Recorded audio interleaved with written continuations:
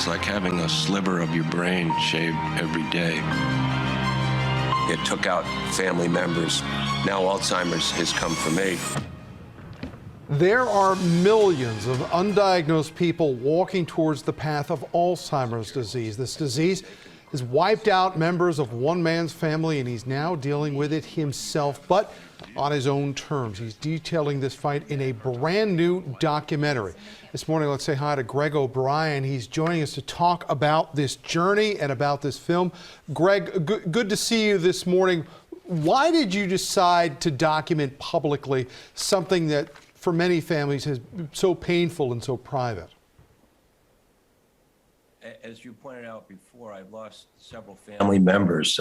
I lost my mother, my maternal grandfather, my father, and my uncle to this disease. And years ago, I sustained some traumatic head injuries that doctors said brought on a demon in the making. And as a career journalist, I felt I could lie down, but lying down in football and in wrestling is a position of defeat, or I could write about this. And I wrote about On Pluto, Inside the Mind of Alzheimer's, which has now been made into a documentary to be released May 6th. And it's about fighting Alzheimer's in faith, hope, and humor.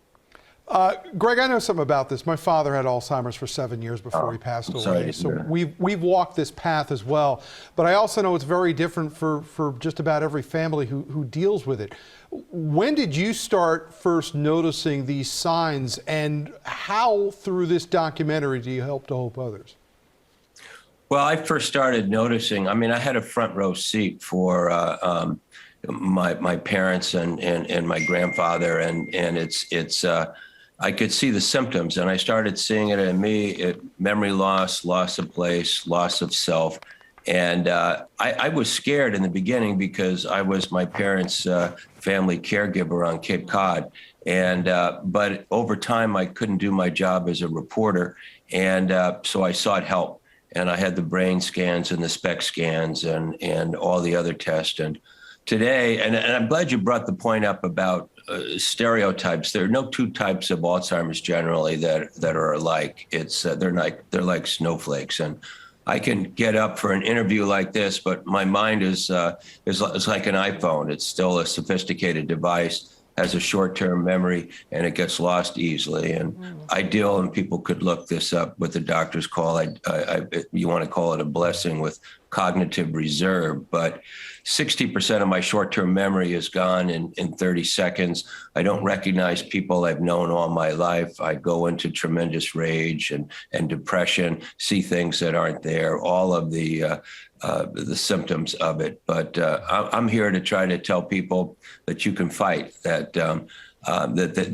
there's life ahead, and to walk in faith, hope, and humor. And what I'm trying to do is to create the largest critical mass possible. And we've gotten a lot of help on up on the Hill. Senator Markey has been very involved, a lot of other senators. And I applaud that, and we just need more.